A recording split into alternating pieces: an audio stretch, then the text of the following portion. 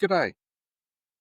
Do people in your business feel safe to make mistakes, or is everyone quietly trying not to be the one who gets it wrong? For a lot of SME owners, I talk with the frustration is the same. They want more initiative, more ideas, more problem solving from their teams.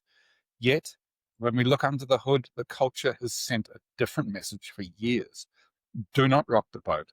Do not draw attention to yourself, and definitely do not admit a mistake unless you have a perfect fix ready.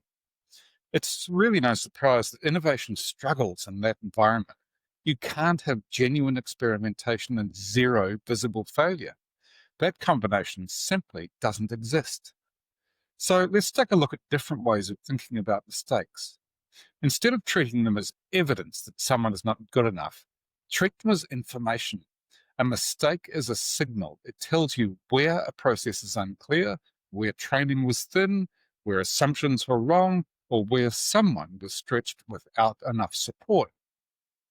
If you throw that signal away because you are busy assigning fault, you lose the chance to improve the system.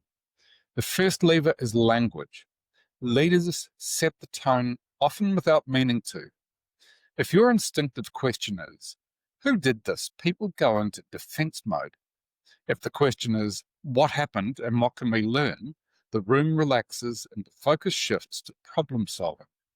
You can still address accountability, yet you do it after you understand the pattern, not as a reflex. The second lever is, and I know this sounds very new age, but it's psychological safety. That phrase gets used a lot, yet at its core, it is pretty simple. Will I be punished, humiliated, or sidelined for speaking honestly about a problem? If the answer feels like maybe, people protect themselves. If the answer feels like no, we might have had a hard conversation, but it will be fair, people bring issues up earlier. You can build that safety with small habits. Run short, regular debriefs after projects or busy periods. Ask 3 questions. What worked? What did not work? And what do we want to try next time? Make it clear this is about the work, not the worth of the people doing it. Share some of your own learning moments as an owner.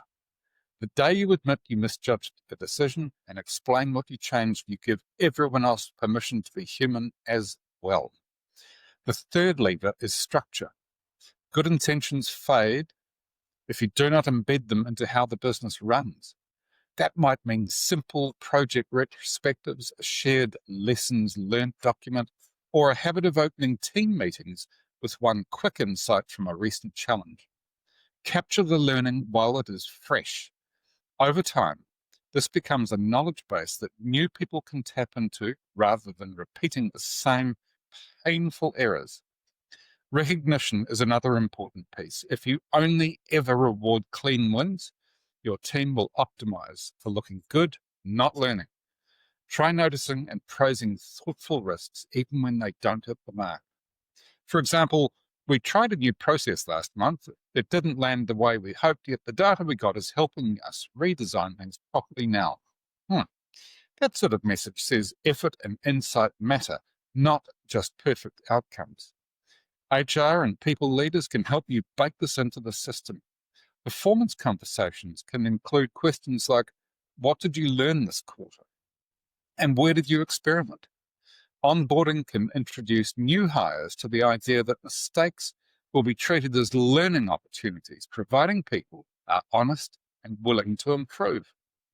Training in resilience and self-reflection helps staff separate I made a mistake from I am a mistake. The impact for you as an SME owner is significant. A team that's allowed to learn will take more initiative, surface issues earlier, and innovate from the ground up. You spend less time firefighting repeated problems and more time steering the business.